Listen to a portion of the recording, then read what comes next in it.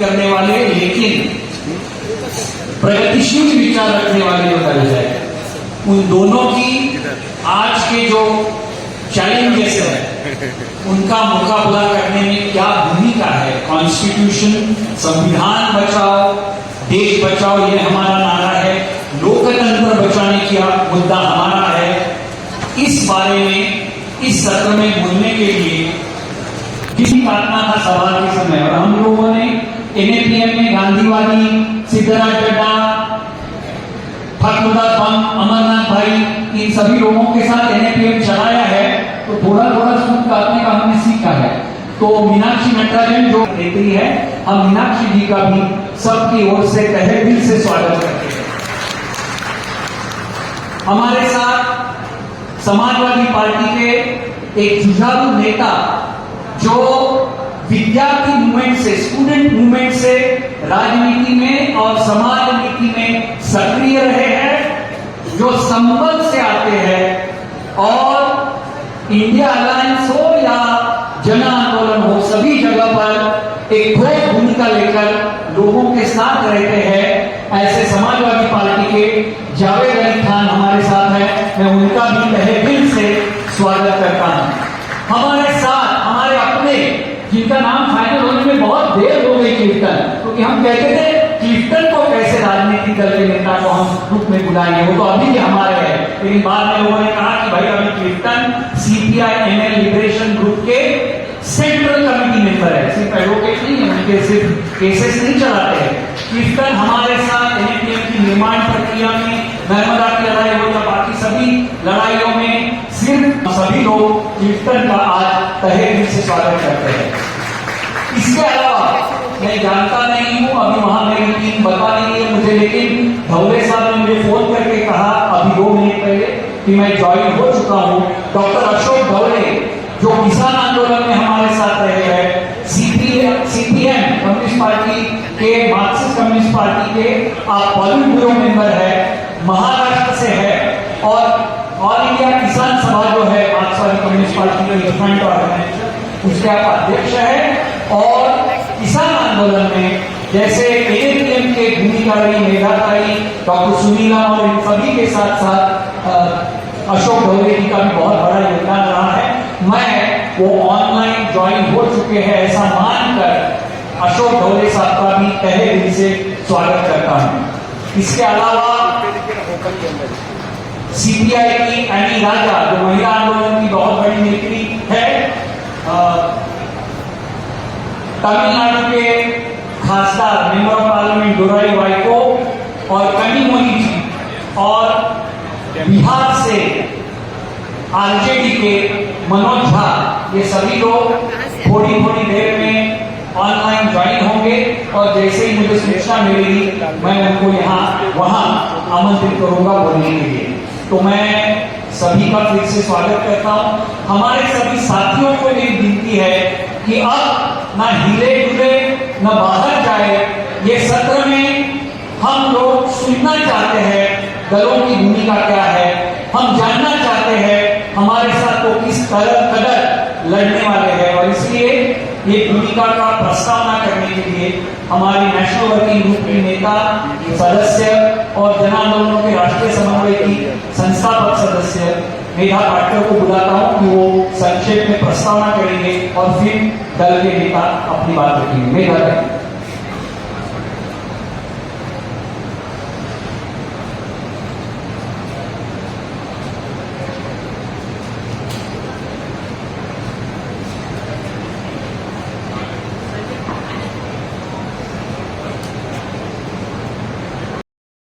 यहाँ जो दलीय राजनीतिक दलों के नेता नेत्री यहाँ पधारे हैं, उन सबको और आप सभी लोगों को जो जन से जुड़े हैं, जो आंदोलनशील हैं, बहुत जोरदार स्वागत करते हैं। जिंदाबाद हम सब,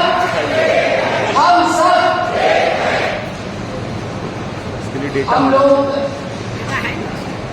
आज उनको इसलिए बुला रहे हैं कि हम दलीय राजनीति में एनएपीएम के द्वारा नहीं उतरते हैं, और हम चुनावी राजनीति को अस्पृश्य नहीं मानते। अरे यार ये सब आप लोग की हम चुनावी राजनीति पर नजर रखते हैं और चुनावी राजनीति से ही जब भारत को जिस जनतंत्र के तहत माना जाता है एक स्वयंभू साम्राज्य मंच बना हुआ है जिसका नाम ही है नजर। ये जुडिशियल अकाउंटेबिलिटी के बाद जिस नजर से आगे आती है उससे हम लोग जो कानूनी और वैधानिक दोनों संघर्ष साथ साथ आगे बढ़ाने वाले हैं, जिसमें कीर्तन भाई जैसे भी है, हम लोग चाहते हैं कि वो भी जन आंदोलन का हिस्सा बनकर केवल प्रो मोनो ही नहीं तो प्रो पीपल और प्रो कॉन्स्टिट्यूशन भूमिका लेकर न्यायपालिका भी जनतंत्र का एक स्तंभ होकर उससे भी न्याय दिलाने में मदद करे। बड़े कानूनी बदलाव जो आज कई सारे संविधान के खिलाफ और समाज के खिलाफ दिखाई देते हैं उसके बावजूद और इसलिए वो भी हमारे साथ है। साथियों, हम जानते हैं कि जल जंगल जमीन एक जीने का अधिकार है और आधार का भी हिस्सा है और इसीलिए 3 दिनों में बहुत सारी बातें हुई हैं इस पर। कुछ राज्यों की बात हमारे आशीष भाई, कुसुम जी, किरण भाई, ऋचा सिंह जी सब रखेंगे जरूर।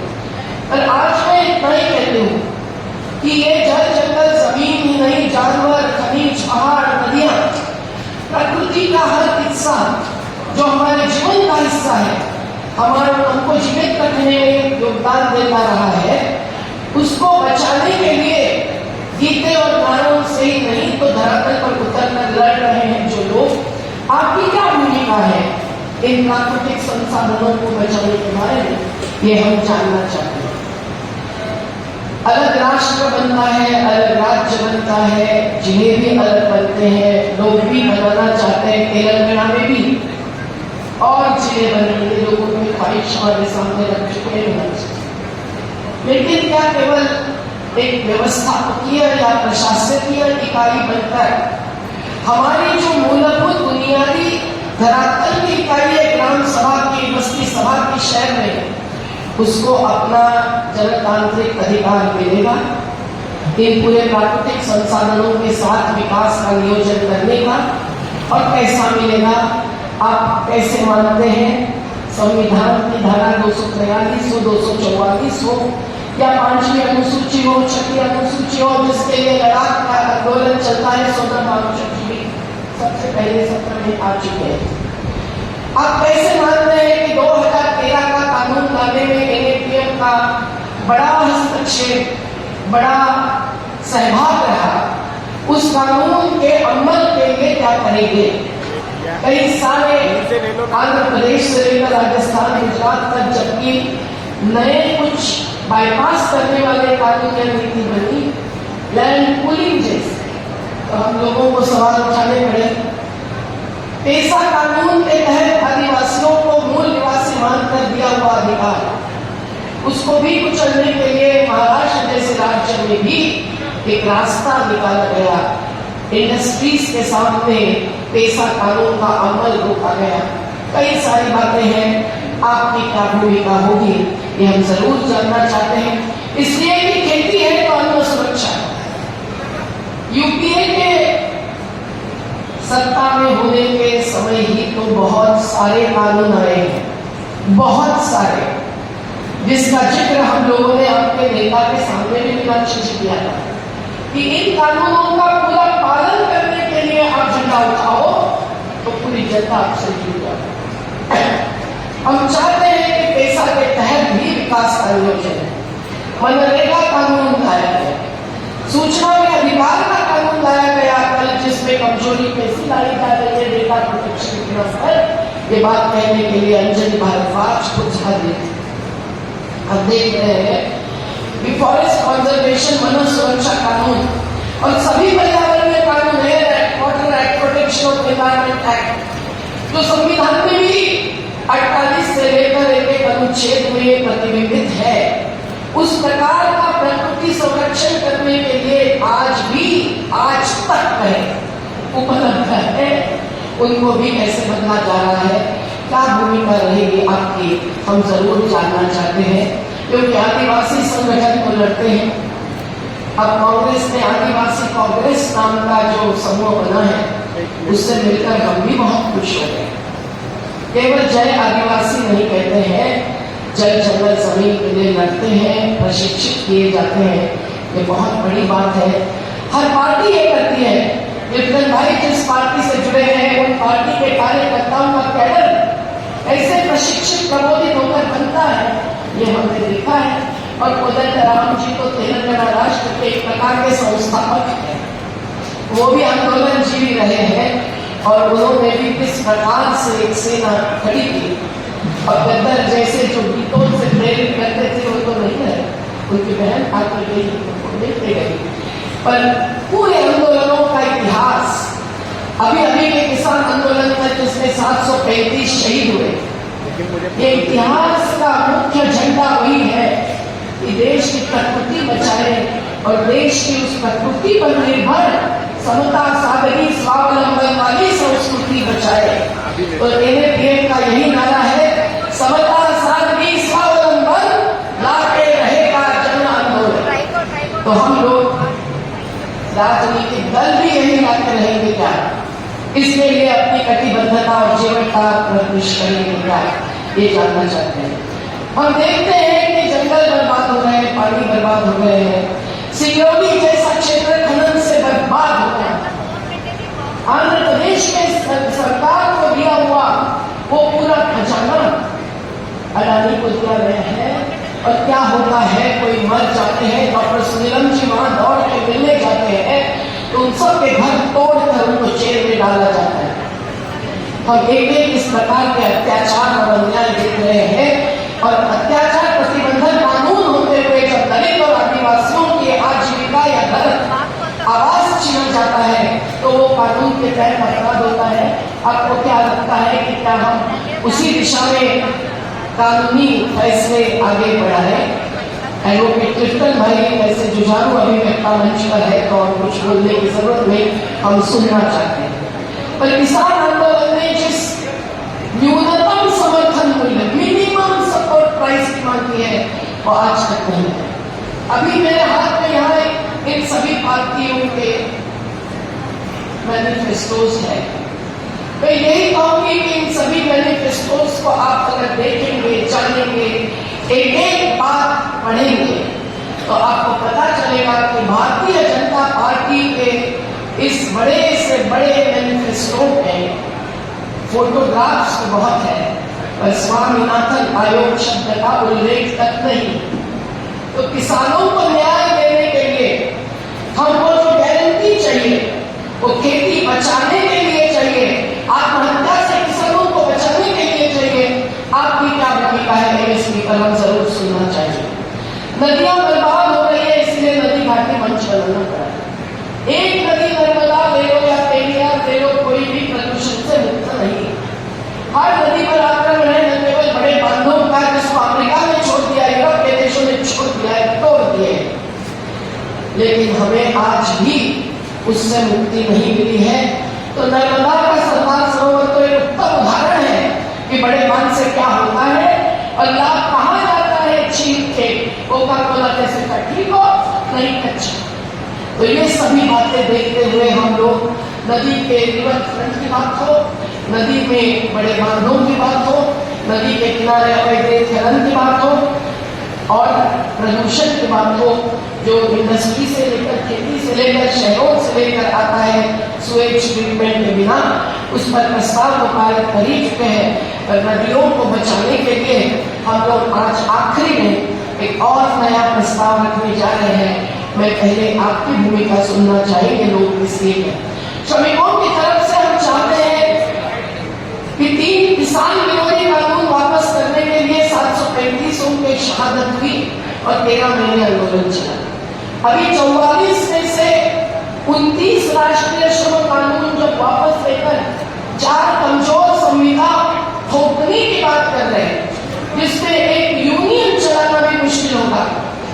असंगठित मानकर जिनका अपमान किया जाता है, हम असुरक्षित कहते हैं, उन असुरक्षित श्रमिकों को जिसमें आप अधिक से अधिक ठेका मजदूर भी है, महिला मजदूर भी है, निर्माण मजदूर भी है, कौन नहीं है, हर सेवा देने वाला, हर पर उनके साथ जो धोखा होने वाला है इन 4 संहिताओं के द्वारा, विपिन भाई पॉलिटिकल लॉस के एक्सपर्ट है, तो मैं बस इतना ही कहती हूँ कि उस पर भी आपकी क्या भूमिका है। एमएसपी न्यूनतम समर्थन मूल्य देने के बदले 6,000 रुपया, जो कि अगर स्वामीनाथन आयोग के आधार पर हर एक की उपज के दाम तय होगा तो हर क्विंटल में 6,000 रुपया बढ़ेगा।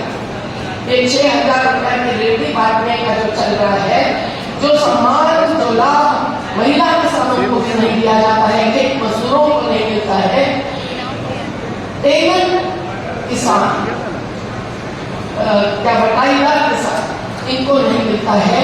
आपका क्या कहना है? क्योंकि इस क्षेत्र में, इस राज्य में ये कानून हुआ था।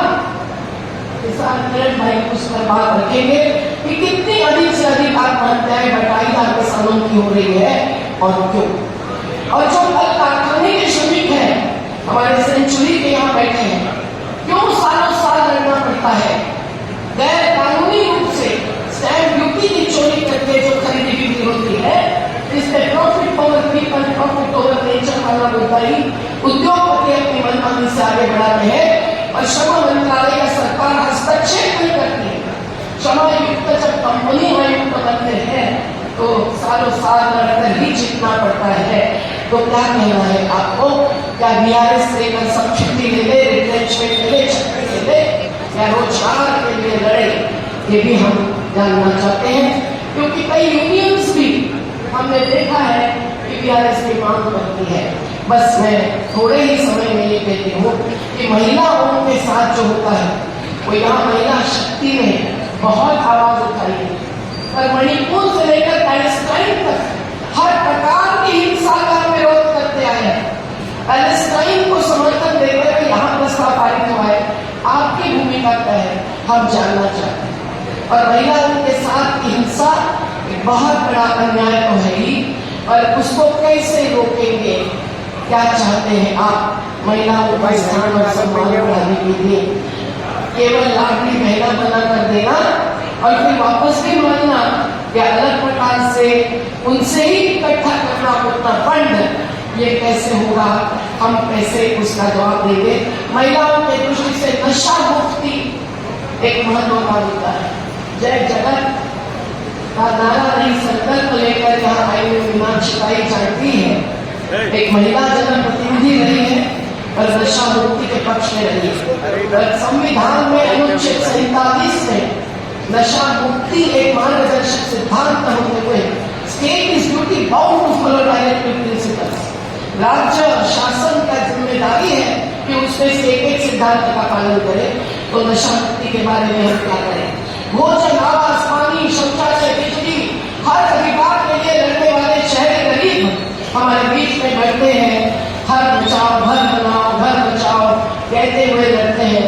कल मैं उसी नदी के किनारे गई थी, वहां भी घर जिनके टूटे हैं वो बहुत दुखी हैं, और हमने देखा कि उनको क्या मिला है 2 BHK के नाम पर, और क्या खोया है उन्होंने, और क्यों रोना पड़ा है उनको।